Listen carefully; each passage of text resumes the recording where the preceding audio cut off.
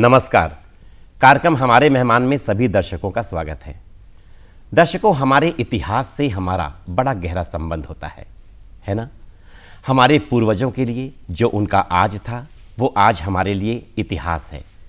आज हम जिस संस्कृति को जी रहे हैं, हम जो विरासत आज गढ़ रहे हैं, ये हमारी आने वाली पीढ़ी के लिए इतिहास हो जाएगा।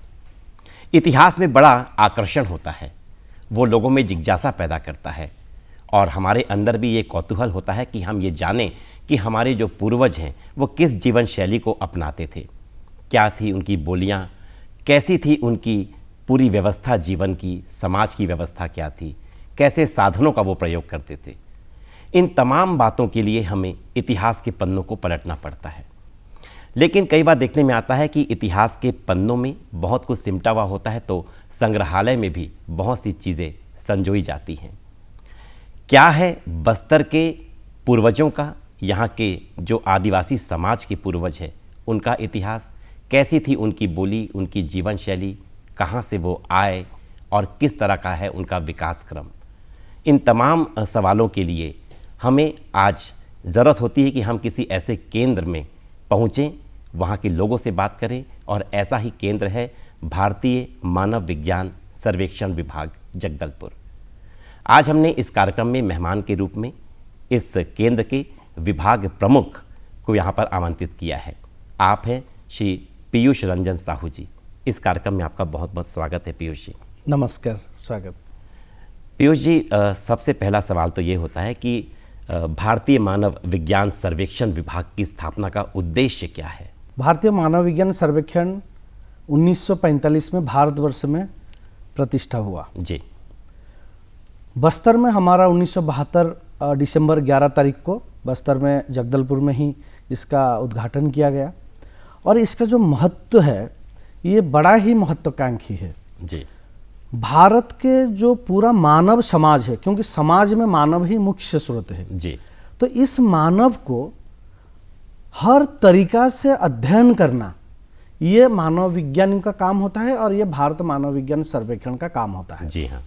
जैसे मानव का उत्पत्ति, जी, विकास, मानव का सामाजिक, सांस्कृतिक, अर्थनैतिक एवं उसके साथ मानव का जो जेनेटिक्स है जी। जो डीएनए की स्टडी हम लोग अभी करते हैं, जिसको हम लोग बायोलॉजिकल एंथ्रोपोलॉजी, तीन में हम बोले archaeological anthropology, socio cultural anthropology और लिंग्विस्टिक एंथ्रोपोलॉजी, डेवलपमेंट एंथ्रोपोलॉजी और बायोलॉजिकल एंथ्रोपोलॉजी, ये जो टोटल चीज़ को स्टडी करना ये एक अहम उद्देश्य है भारतीय मानव विज्ञान सर्वेक्षण का। जी। अच्छा, इस उद्देश्य के पीछे एक विचारधारा है। विचारधारा ये है कि इतिहास का जो है वो संरक्षण जो है वो किया जाना चाहिए, और इतिहास में जो कुछ चीज़ें मौजूद हैं तो उनका भी कहीं ना कहीं पर ऐसा संचय उसका होना चाहिए कि आने वाली पीढ़ी के लिए वो काम आ सके। क्या लगता है, कितना सही है ये?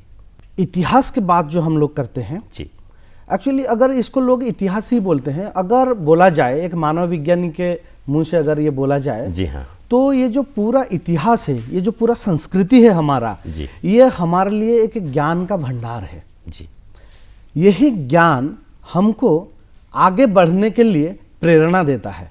जी। यही ज्ञान से हम उपलब्धि करते हैं। जैसे बच्चा अपने पिताजी से बहुत सारी चीज़ सीखता है हाँ। और अपने माताजी से सीखता है और अपना धीरे धीरे बढ़ता जाता है और फिर समाज को ये फिर अपने बच्चे को सिखाता है। वैसे इतिहास ही हम इतिहास की बच्चे भी बोलने से अत्युक्ति नहीं होगा। जी हाँ। और इतिहास से जितना नॉलेज है समाया है वो हाँ। हमारे लोगों ने हजार हजार साल इसको टेस्ट कर करके ये ज्ञान को रखे हैं जी। और इस ज्ञान को हम लोग जरूर लेना चाहे। इसीलिए ये अहम है इस इतिहास को या संस्कृति को समाज में संवर कर और संरक्षण करके रखना है। जी, बहुत अच्छी बात आपने बताई। ये जो सर्वेक्षण शब्द आपके विभाग के नाम के साथ लगा हुआ है, तो क्या समझें, किस चीज़ का सर्वेक्षण है ये और किस आधार पर, किस प्रक्रिया से आप लोग सर्वेक्षण करते हैं? एक्चुअली ये सर्वेक्षण होना नहीं चाहिए था, भारतीय मानव विज्ञान सर्वेक्षण। अब इसको बोलने से पहले थोड़ा मैं पीछे जाना चाहता हूँ जी। जब हमारा देश में ब्रिटिश आए, 1600 में जब ब्रिटिश आए, देश को मतलब अपना शासन कब्जा में लिए, धीरे धीरे अपना कब्जा को ले लिए, 1800-1900 तक लगभग सब जगह ले लिए। तो उन्होंने बीच में विचार किए कि देश को गुलाम बनाना है या देश को अपने अंदर रखना है, हम शासन करना है, तो हमको उनका ज्ञान को जानना है, उनका संपद को पहचानना है, उनका नॉलेज को लेना है। तो इसीलिए उन्होंने सर्वे ऑफ इंडिया के नाम पे एक संस्था को स्थापित किया, जिसमें बड़े बड़े साइंटिस्ट रहे, बड़े बड़े रिसर्चर रहे, गवेषक रहे, शोधकर्ता रहे। तो इसको सर्वे ऑफ इंडिया के नाम में वो बिठाए। लेकिन जाने से पहले 47 में वो गए, 45 तक ये धीरे धीरे अलग अलग हो गया। जैसे हम लोग 1943 में ये जूलॉजिकल सर्वे ऑफ इंडिया के साथ था, तो ये फिर धीरे धीरे बाइफर्केटेड हुआ और एंथ्रोपोलॉजिकल सर्वे ऑफ इंडिया बना। तो ऐसे, और जो भारतीय मानव विज्ञान सर्वेक्षण, ये उस समय का जो नाम सर्वेक्षण के लिए किए थे, इसीलिए ये नाम जुड़ा है। एक्चुअली ये भारतीय मानव विज्ञान शोध संस्थान होना चाहिए था, इसीलिए ये नाम पड़ा। अच्छा, बस्तर की बात करते हैं कि आपके विभाग ने क्या पाया है कि बस्तर का जो आदिवासी समाज है, इसकी विशेषताएं क्या है, किस तरह का आदिवासी समाज है, कहाँ से आया है, किस परिवार का ये अंग है? ये 1972 से जैसे भारतीय मानव विज्ञान सर्वेक्षण बस्तर में खुला जगदलपुर में, तभी से ये कार्यरत है। और बहुत सारे साइंटिस्ट, बहुत सारे एंथ्रोपोलॉजिस्ट इसके ऊपर काम किए हैं, शोध किए हैं। उसका बहुत सारे पुस्तक हमारा लाइब्रेरी में अभी उपलब्ध है, जो पूरे बस्तर और छत्तीसगढ़ के पूरे स्टडी किए हैं। इसमें जैसे आपका क्वेश्चन था कि यहाँ पे कितने आदिवासियाँ हैं, उनका क्या संस्कृति है और क्या आपने पाए, ये बड़ा ही रोचक है। बहुत अभी किताब में है, इसलिए लोग थोड़ा किताब पढ़ने के लिए कतराते हैं। और ये जानना जरूरी है बस्तर के लिए कि अगर हम देखें, बस्तर में लगभग 10 से ज़्यादा अपना आदिवासी जातियां हैं। जैसे गोंड, अभुज माड़िया, माड़िया, मूरिया, भतरा, दंडामी माड़िया, अपना दोरला, और भी ऐसे तमाम जातियां, उपजातियां हैं। तो उनमें से एक देखा जाएगा भाषा। जी हाँ, एक चीज को हम लेंगे, भाषा और संस्कृति को, और उसको आर्कियोलॉजिकल आर्टिफैक्ट्स को लेंगे। जी हाँ, मैं दो चीज एक साथ बोलूंगा। आर्कियोलॉजिकल पहले। जी, बस्तर को अगर देखा जाएगा, बस्तर ह्यूमन जो इवोल्यूशन है, जो मॉडर्न मैन बना, 10,000 साल से हम मानते हैं कि ह्यूमन इवोल्यूशन मॉडर्न मैन बना। उससे पहले पेंगिंग, क्रोमैगनन, ये सब था। तो ये अफ्रीका इवोल्यूशन को हम लोग यहाँ देखते हैं। तो मानव जब बना, तो बस्तर का जो बड़ा भूभाग है, ये केरला से भी बड़ा था। तो इस भूभाग में मानव का जो विकास इसमें हुआ है, और ये भी हमको देखने को मिला है, मानव का जो भाषा का विकास भी इस भूमि में हुआ है। कैसे? बस्तर का अपना जो अभुज माड़िया है या माड़िया है, उसको हम मूल मानते हैं। एवं उनका जो बोलियां हैं, अगर अभी भी देखेंगे, ये चारों ये विच्छिन्न अंश है, अभी भी वो विच्छिन्न है। इसलिए हम लोग को बहुत सारे पुराना चीज, पुराना तथ्य वहां से मिलता है। बहुत सारे आर्कियोलॉजिकल आर्टिफैक्ट्स मिला, पत्थर, स्टोन, टूल्स जिसको बोलते हैं, हैंडल, चप्पर, चपिंग, क्लेवर, स्क्रैपर, ये प्रमाण है। हाँ, ये सब प्रमाण है। और बोलियां जो है वो बहुत कम बोलियां मिलता है, क्योंकि जब बोलियां, जब ध्वनि निकला, पहले ठार में, इशारा में, हम लोग संकेतों में जी, उसके बाद ध्वनि का विकास, ध्वनि हुआ, आ, ची, चा, ये सब किए। उसके बाद शब्द का विकास हुआ। तो शब्द का जब विकास हुआ, आप देखेंगे जहां पे शब्द का विकास हुआ है, वहां पे बहुत कम बोलियां मिलेंगे। जैसे कलर्स को लेंगे, रंग में बहुत कम रंग मिलेगा। और कौन सा रंग मिलेगा? जो नेचर के साथ, जैसे ग्रीनरी, हरा, वो नेचर के साथ है। जैसे पानी का कलर, जैसे आकाश का कलर, तो यही कलर उसी भूमि में ही, उसी लोगों के पहले मिलेगा, वो जो कि बस्तर में हमको मिल रहा है। तो ये भी है। और उसके बाद जेनेटिक का है, जेनेटिक्स का, जेनेटिक भी स्टडी करते हैं, जिसको हैप्लोग्रुप हम लोग बोलते हैं। तो यही सब सबूत हमको बोलता है कि बस्तर का आदिवासी बहुत पुराना है, और इसका जो संस्कृति, ये बहुत ही विचित्र है और बहुत गरिमामय है। तो क्या बस्तर के आदिवासियों को हम जो द्रविड़ संस्कृति है, उसमें कहीं जड़ है इसकी? हाँ, या इसकी भाषा भी जो है वो भी द्रविड़ परिवार की भाषा से कोई संबंध है? ये बहुत अच्छा आपने बोले। बस्तर में 3 भाषा का सम्मिश्रण है जी। एक द्राविडियन बोली, द्राविडियन भाषा, और एक आर्यन भाषा, और एक भाषा है। तो 3 बोली का मतलब खास करके 3 भाषा का सम्मिश्रण है। उसमें हमारा जो गोंड है, अभुज माड़िया है, मूरिया है, माड़िया है, और दंडामी माड़िया है, और उसके साथ दोरला है, ये जो ग्रुप है हमारा, ये द्राविडियन भाषा के अंतर्गत आते जी। हैं, तो इनको बोला जा सकता है। और उसमें रहे भत्रा और हलबा, ये हमारा जगदलपुर और ओडिशा के बॉर्डर में है, तो इनको आर्यन भाषा मानते हैं क्योंकि ये ओडिशा साइड से इधर आए हैं। जी हाँ। तो ये जो मुख्य द्राविडियन भाषा है, ये वहाँ का मूल निवासी है। जी। हमारा शोध के ये मिला, और उसमें हम एक बेहतरीन काम अभी किए हैं। 2018 से हमारा जो नया शिक्षा नीति प्रणयन किया गया भारत सरकार के द्वारा, इसमें देखा गया शोध में कि मातृभाषा में पढ़ने से बहुत अच्छा कर पाएंगे हमारे बच्चे। जी हाँ। तो ये बहुत देश स्टडी करने के बाद मिला, तो हमारा देश में मातृभाषा में पढ़ने के लिए शिक्षा नीति प्रणयन किया गया, और हमारा हम तो नीति प्रणयन किए, लेकिन उसका जो भित्ति भूमि को हम और भी तैयार करना चाहिए, मजबूत करना चाहिए। क्या है वो भित्ति भूमि? जब बच्चे अपने मातृभाषा में पढ़ेंगे तो फिर हमारा मातृभाषा में वो बोलियां उपलब्ध होना चाहिए। तो हमारा बस्तर में जो बोलियां हैं, धुरबी बोली, हल्बी बोली, भतरी बोली, अबुझमाड़िया बोली, गोंडी बोली, ये सब बोली का कोई संरक्षण आज तक नहीं हुआ था। अगर हुआ था तो बहुत कम हुआ था। जी हाँ। तो इसको मतलब साहित्य में था। हाँ, साहित्य था, लेकिन उसका जो शब्द का संकलन था, इसको जो प्रिजर्वेशन का काम कोई ऐसा कोश नहीं था।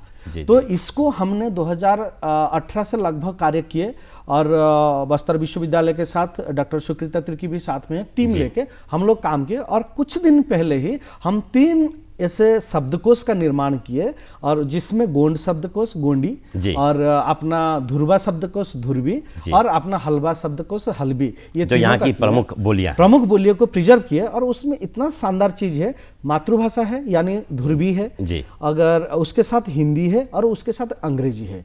और मेन उद्देश्य है, बच्चे लोग हिंदी बोलने में कतराते हैं तो हिंदी बोलेंगे, और उसके साथ साथ नकरी में भी आएंगे, पढ़ाई में भी आएंगे। और जो विदेशी आएंगे यहाँ पे स्टडी करने के लिए, अन भारतीय मतलब जो अलग स्टेट से या फॉरेन से, तो अंग्रेजी के साथ साथ वो भी अपने भाषा तक पहुंच पाएंगे। तो और यहाँ के लोग भी दुनिया से जुड़ पाएंगे। तो ये बहुत शानदार काम किए हैं, बहुत मेहनत। निश्चित रूप से इस बहुत ही बेहतरीन काम के लिए आपका विभाग जो है वो धन्यवाद का पात्र है। जी हाँ। अब इन सारे सवालों से हट करके थोड़ा आपके व्यक्तिगत जीवन में जाते हैं, हम झांकते हैं, जरा सा देखते हैं कि आपका जो इतिहास है बचपन से लेकर अब तक का, वो कैसा रहा है परिवार का माहौल आपके बचपन में। पिताजी स्कूल शिक्षक है जी, अभी रिटायर्ड कर गए हैं, और माताजी घर के काम करते हैं जी। तो 4 भाई हैं। तो दुख की विषय है, बड़े भाई अभी कुछ दिन पहले गुजर गए। 3 भाई में मैं उनसे बड़ा हो गया, अब मेरे पास जिम्मेदारी है। तो स्कूल बच्चे, शिक्षक के बच्चे तो पढ़ेंगे ही पढ़ेंगे, उसमें कोई दोहराई नहीं है। और बहुत पिटाई हुआ है बचपन में, और अभी भी यादगार पिटाई है, मतलब इतना पिटाई, तो वो पिटाई आज तक यहाँ तक हमको ले आया, और इसलिए हम शुक्रगुजार है हमारे पिताजी के पास। और पढ़ाई स्कूल में हुआ, उसके बाद कंधमाल एक था उड़ीसा में, कंधमाल कॉलेज में, वहाँ पे हुआ। 10 पल्ला में मेरा जन्म स्थान महिपुर में है। तो विषय क्या थे आपके उच्च शिक्षा के लिए? जब कंधमाल में हम आए तो मेरा विषय रहा मानव विज्ञान, एंथ्रोपोलॉजी। तो एंथ्रोपोलॉजी में मेरा ग्रेजुएशन में ऑनर्स में किया। उसके बाद मैंने शांति निकेतन, मेरे शिक्षक के माध्यम से शांति निकेतन, जिसको सब कोई जानते हैं, गुरुदेव रविन्द्रनाथ टैगोर का इंस्टीट्यूशन है, और पहला नोबेल लॉरेट है देश का। तो उसी जगह में मुझे पढ़ने को मौका मिला, और 2 नोबेल लॉरेट है, गुरुदेव रविन्द्रनाथ टैगोर है, प्रोफेसर अमर्त्य सेन, दोनों नोबेल लॉरेट एक ही जगह से है। तो वहाँ पे मौका मिला। मौका मिलने के बाद मैंने पढ़ाई किया मानव विज्ञान में, फिर मैंने यूपीएससी का प्रिपेयर किया। अच्छा, इस पद तक आने के लिए? हाँ, उसको करते करते पहले मुझे भारतीय मानव विज्ञान सर्वेक्षण में रिसर्च एसोसिएट के रूप में अंडमान निकोबार द्वीप में मुझे मिला। अच्छा, 4 साल वहाँ काम करने के बाद में यूपीएससी में एडवर्टाइज आया, एक ही पोस्ट के लिए एडवर्टाइज आया। जी हाँ। तो वो था एंथ्रोपोलॉजिस्ट पोस्ट जी। तो उसके लिए मैंने अपना फॉर्म भरा, जैसे सब कोई भरते हैं, और तैयारी भी बहुत अच्छा था, क्योंकि स्कूल कॉलेज में पढ़ते पढ़ते मेरे एक टीचर बोले थे कि भारत एशिया में सबसे बड़ा institution anthropological survey of India है, जो कि गवर्नमेंट ऑर्गेनाइजेशन है, और ऐसा एशिया में और कोई बड़ा ऑर्गेनाइजेशन नहीं है एंथ्रोपोलॉजी में। तो मुझे उस दिन से चाह रहा, रुचि रहा कि मैं एक दिन एक एंथ्रोपोलॉजिस्ट बनूंगा, और मेहनत तब से मैं जारी कर दिया, और संजोग है और मेरा मेहनत रंग लाया, और मैंने एंथ्रोपोलॉजिस्ट बन गया। एक ही पोस्ट को लेके मैं एंथ्रोपोलॉजिस्ट बना। मतलब ये बात ये साबित करती है और हमारे सभी दर्शक जो ये कार्यक्रम देख रहे हैं, समझ में आता है कि अगर सपने हमने देखे हैं और हमने मेहनत की है, मन से इच्छा की है उस पद को पाने की, उस विषय क्षेत्र में जाने की, तो फिर हमें कोई रोक नहीं सकता है। और एक चीज़ और जानना चाहेंगे, देखिए पोर्ट ब्लेयर के बाद बस्तर का, जगदलपुर का जो ये मानव विज्ञान सर्वेक्षण केंद्र है, यहाँ पर ही जनजातीय संस्कृति का सर्वेक्षण होता है और आप लोगों ने इसके संग्रह के लिए भी व्यवस्था कर रखी है। तो इस संग्रहालय के बारे में हमें कुछ बताइए कि ये संग्रहालय क्या है और इस संग्रहालय में क्या है। देखिए, संग्रहालय एक अहम हिस्सा होता है हमारा जीवन का जी। अब सभी को मैं निवेदन करना चाहता हूँ, संग्रहालय देखना चाहिए। क्यों देखना चाहिए जी। और क्या है उसमें, हमारा जो बस्तर में संग्रहालय है जी। अब मैंने पहले से हम लोग आप पूछे थे और मैं दोहराया हूँ कि जो संग्रहालय है, जैसे इतिहास संस्कृति हमारा एक ज्ञान का भंडार होता है। जी हाँ। और दिन ब दिन वो परिवर्तनशील है समाज, जी। तो बहुत सारे चीज हमारा समाज से विलुप्त हो जाता है।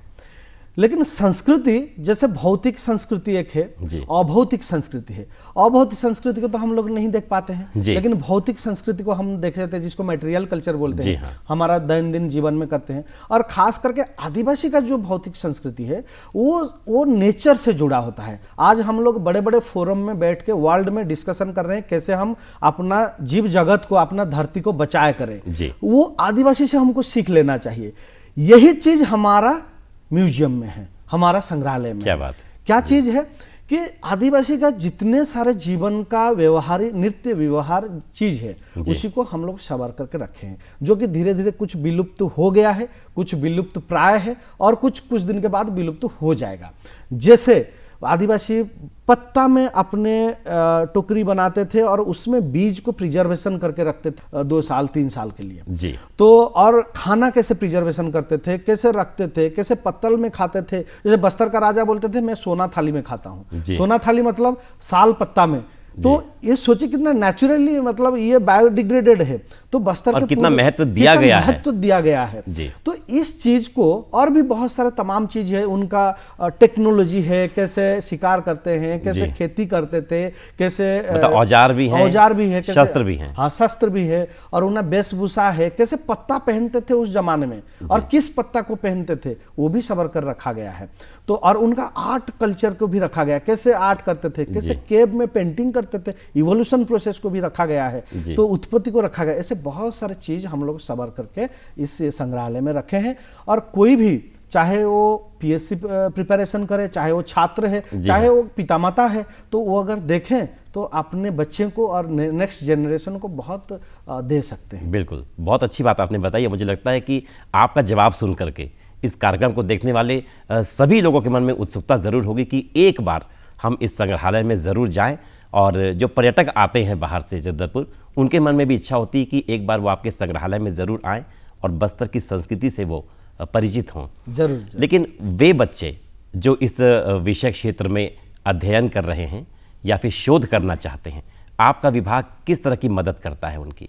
देखिए, अभी भी शोध कार्य ऐसा एक चीज है, वो चलता रहेगा जी। और न्यू फाइंडिंग सबको देगा।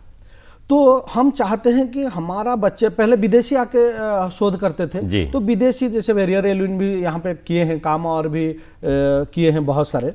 लेकिन हमारे बच्चे हमारा कल्चर को अगर स्टडी करें तो बहुत बेहतरीन कर पाएंगे। तो हम लोग भारतीय मानव विज्ञान सर्वेक्षण में पूरा भारतीय स्तर में हम लोग बहुत सारे बच्चे को फेलोशिप देके 3-4 साल के लिए लेते हैं, जो मानव विज्ञान से रिलेटेड है, एंथ्रोपोलॉजी से रिलेटेड है, सोशियोलॉजी से रिलेटेड है। तो उनको हम लोग ट्रेनिंग देते हैं 3-4 साल, फेलोशिप भी देते हैं और काम करने के मौका भी देते हैं। जैसे हर साल मिनिमम 20, 30, 40 ऐसे बच्चे को हम लोग लेते हैं। अच्छा, ये बच्चे बस्तर के होते हैं, ये छत्तीसगढ़ के, या फिर देश भर से? देखिए, देश भर में हमारा आदिवासी है, पूरा भारत देश भर में। तो हमारा यहाँ सेंटर है, तो हर के लिए ये ओपन है, हर क्षेत्र में कर सकता है, ताकि हर बच्चा को मौका मिलेगा। अच्छा, ये बताइए कि ये तो हो गई कि किस तरह से हम विद्यार्थियों की या शोधकर्ताओं की मदद करते हैं। आपसे जानना चाहेंगे कि बस्तर का जो आदिवासी कल्चर है, जो यहाँ की संस्कृति है, उसमें उनका लोक शिल्प है और उनका वास्तु है, इसमें इनका संरक्षण किस तरह से करते हैं, या इनका सर्वेक्षण आप किस आधार पर करते हैं और क्यों ज़रूरी है ये? अभी तक बस्तर में जितने शोध किए हैं, बहुत अच्छा शोध किए हैं, लेकिन अब अभी तक भी बहुत बड़ी कमियां हैं।